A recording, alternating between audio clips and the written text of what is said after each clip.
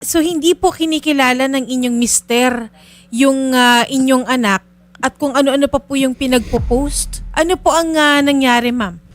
Ganito po, noong 2000, way back po, 2015 po, nahuli ko po siya na may ka-message po siya sa phone niya. Tinatanong ko po na sino po yung nag-message po sa kanya na I love you, I miss you, mwa, mwa, mwa. Tapos sumagot po siya doon na yun po, I miss you, mwa, mwa, mwa. Ano po yun? 2015, March 28 po. Nung tinanong ko po siya, nagalit po siya sa akin. Sabi niya po, sa Bisaya po, buang ka, kato ka, wanggol ka, hangal ka. Yun po ang pagkasabi niya. Kung baga po, baliw ka, luka-luka ka, siraulo ka. Ganun po ang pagkasabi niya. Tapos nag-iimpake po siya. Tapos iniwan niya na po kami. Sa time na po iyon, yung anak pa po namin noon is 2.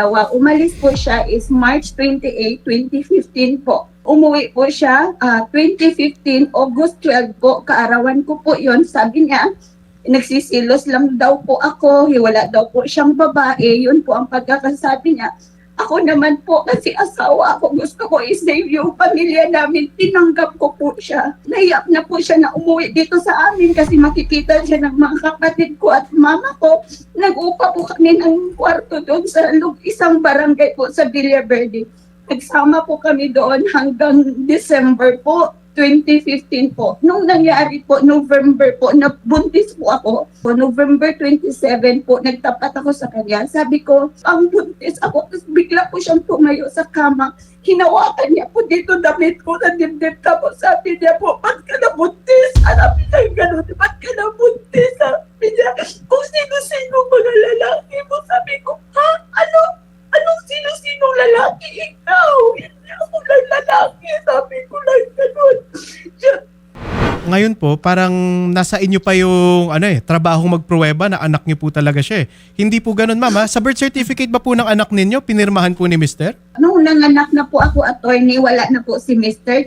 July 18, 2016 po kasi umalis na po siya. Pero Iniwan po naka-acknowledge ba po sa birth certificate ng inyong anak, ma'am? Na... Yes po, apelyido niya po kasi kasal po kami. Nagbigay lang po ako ng marriage contract po. Pirmado naman po ni mister? Opo, apelyido niya po. Ang ko lang po, way back 2016 po, ito yung mga pinopost niya sa social media Opo, po. ma'am. Gumawa siya ng dami account niya yan po. Yung nakasabi po dyan na bigla daw po lumaki yung tiyan ko. Opo.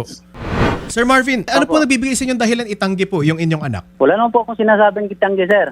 Bakit po Attorney, kailangan natin ng DNA test, sir, kung hindi nyo po tinatanggi ang inyong anak? yun po ang gusto niya. Kung kayo po ang papapiliin, sir, hindi na kailangan ng DNA test. Wala naman po akong sinasabi na kailangan niyang ipa-DNA o kailangan niyang kung ano yung gawin niya. Ganito po yan. 2015, lagi niya po akong inaaway. Bawat uwi ko galing trabaho, yung mga damit ko po ay nasa labas ng bahay. Sinasako niya. May bisis pa nga na sinusunog niya yung damit ko. Nagtaka ako, bakit niya ginagawa yon? Hindi naman kami nag-aaway. And then, isang bisis, attorney, kapag desisyon talaga ko, nakunin ko yung mga damit ko na sinasako niya, kasi dito na ako umuwi sa Biga eh. Hindi na ako umuwi doon sa kasi hindi naman ako magkaakyat doon para matulog, para magpahinga. Kasi gabi yung hanap buhay ko. Sir, sa totoo lang ayoko magsayang ng oras din ng ECDNA kung magpapa-DNA test tayo na hindi naman kailangan. Ang nag-iisorbo lang kasi sa akin, pinapalabas nyo na parang hindi inyo yung anak ninyo eh. Sa mga pinopost Ganito nyo yan. dito sa Facebook eh. Ang sasagutin ko na lang siguro, attorney, yung post sa Facebook. So, ibig So, sabihin wala mo, may akong pagdududa ka, sir. Walang pagdududa. Nakikita talaga na lumaki yung tiyan niya. Pero, behind doon, or ano pang sasabihin natin, wala po kaming sinasabi na ipa-DNA mo yan. Hindi ko yan anak, kahit mga relatives. So, ano ko, nga walang po ang ibig sinasabing sabihin nyo ganun. sa todas ka sa DNA test? Ang ibig sabihin noon, dahil biglang lumaki yung tiyan niya, Oh, doon sa kaso namin, sa pag-hearing namin, posible na hindi ako yung ama. Pero hindi ko na ipinurse. so yun nga, sir, di ba? Wala na. Yun Wala nga na eh. akong Ang daming beses mo pinaikot, sir eh. Yun lang naman ang hinahanap ko eh. May pag-iisip ka na hindi ikaw yung ama ng dinadala niyang bata, di ba? Kahit sino naman, sir, ipagpalagay natin. Dahil lumaki yung tiyan, sir? Sinong lalaki, sir, may kaso kayo eh. Kinasuhan ka ng asawa mo. Tapos Oh. biglang lumaki yung tiyan habang nagkakaso. Pwede ba maging ikaw yung ama? Pwede naman, sir ah.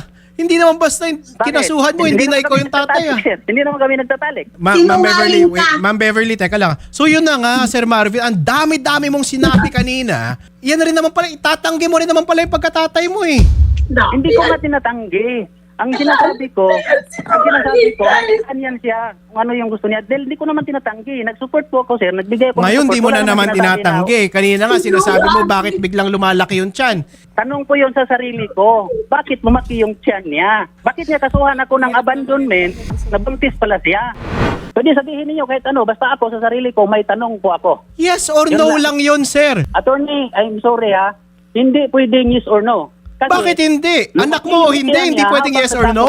Paano ako mag-yes? Paano din ako magnuno? Basta sa akin lang. Oh, hindi na ako hindi ka makapag-yes, hindi ka magno-no. So tungkol dyan sa nagdududa bata. ka nga kung anak mo yan. Yun lang naman. So ang sinasabi mo sa hindi ka nagdududa pero marami kang tanong.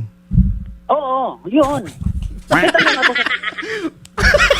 Sir, hindi ka nga nagdududa pero marami kang tanong so magdi-DNA test tayo. Wala po akong Yes pira. po, ay grabe Wala pang po. pira. Ah, kami na bahala. Easy DNA ang sasagot ng DNA test natin, sir. Okay kayo Yes, doon? sir. Yes, sir. Wala akong pira, pero kung tutulungan niyo ako, maraming salamat. At ang sa akin lang, sir, ano gagawin natin kung sabihin natin iyo nga talaga yung bata sa DNA test? The same pa rin. Magbibigay pa rin ako ng sustento dahil mula nang pinakulong niya ako at hanggang na-dismiss yung kaso, hindi na kami nagkikita. Ma'am, kami po ay magpapadala ng test kit sa inyong parehas at kailangan po namin ng inyong mga sample para po maumpisahan ang ating DNA test. At babalik po tayo, ma'am, kapag lumabas na po ang resulta. Personal? Kausapin namin kayo mamaya off-air. Huwag niyo pong ibababa yung linya, Ma'am Beverly. Gayon din po sa inyo, Sir Marvin, kakausapin po namin kayo. Thank you po. Magandang hapon.